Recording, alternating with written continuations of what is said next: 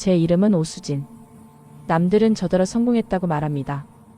전국에 50개가 넘는 지점을 둔 유명 감자탕 프랜차이즈 오간의 뼈의 장국의 안주인이니까요.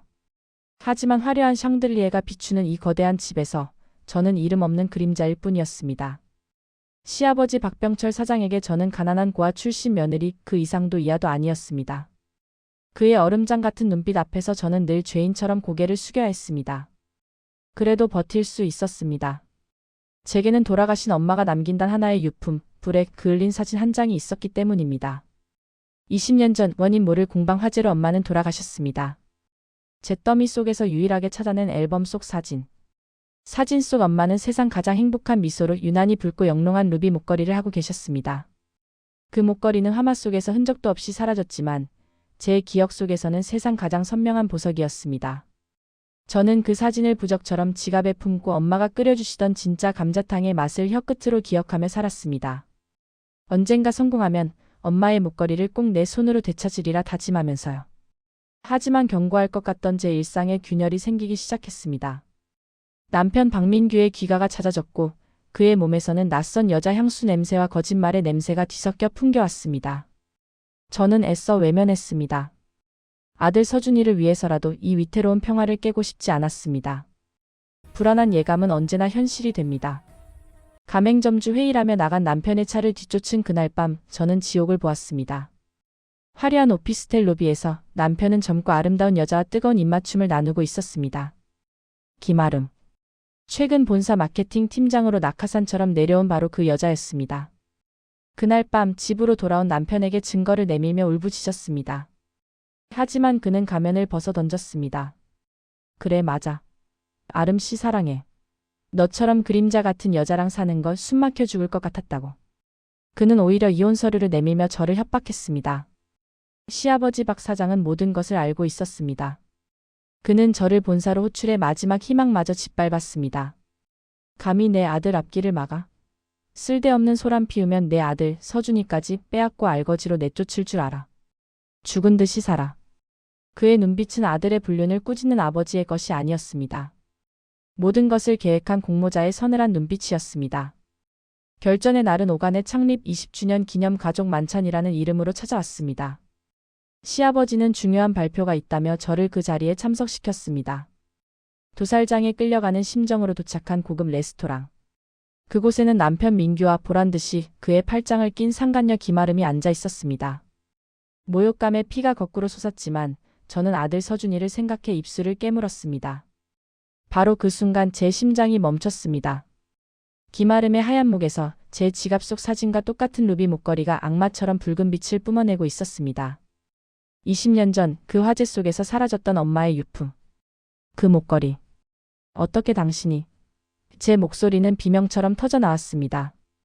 김아름은 기다렸다는 듯 승자의 미소를 지으며 목걸이를 우아하게 매만졌습니다. 어머 이걸? 회장님께서 주셨어요. 진짜 주인을 찾아준 거라면서요. 그 순간 와인잔을 내려놓은 시아버지가 잔인한 미소와 함께 입을 열었습니다. 소란 피우지 마라. 오늘은 우리 집안의 진짜 식구를 소개하는 자리니까. 소개하지. 김아름 내 딸이다. 머릿속이 새하얘졌습니다. 남편의 불륜 상대가 시아버지의 숨겨진 딸이라고? 이 모든 것은 저를 쫓아내고 김아름을 이 집안의 진짜 안주인으로 앉히기 위한 거대한 사기극이었습니다. 그들은 기다렸다는 듯이 회사 공금 횡령이라는 누명까지 씌웠습니다. 제 남편, 제 아들, 그리고 엄마의 목걸이까지. 저는 모든 것을 빼앗긴 채 그날 밤 맨몸으로 길거리에 나앉았습니다. 차가운 아스팔트 위에서 모든 것을 포기하려던 순간 멀리서 아들 서준이를 보았습니다. 김아름의 손에 억지로 끌려가며 금방이라도 울음을 터뜨릴 것 같은 내 아들의 얼굴. 그 순간 제 안의 모든 눈물이 분노로 증발했습니다. 죽을 수 없었습니다. 저 악마들에게서 내 아들을, 내 어머니의 인생을 되찾기 전까지는.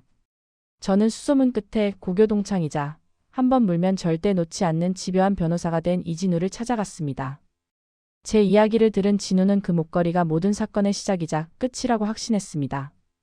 우리는 20년 전 단순 화재로 종결되었던 엄마의 사건을 처음부터 다시 파헤쳤습니다. 진실은 상상보다 훨씬 추악했습니다.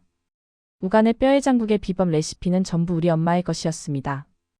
젊은 시절 엄마는 박병철과 함께 작은 식당을 운영했습니다. 하지만 박병철은 엄마의 레시피와 가게를 통째로 삼키기 위해 엄마를 공방에 가두고 불을 질러 살해한 것이었습니다. 그 목걸이는 그가 엄마의 인생을 훔친 증거로 챙겨 나온 전리품이었습니다.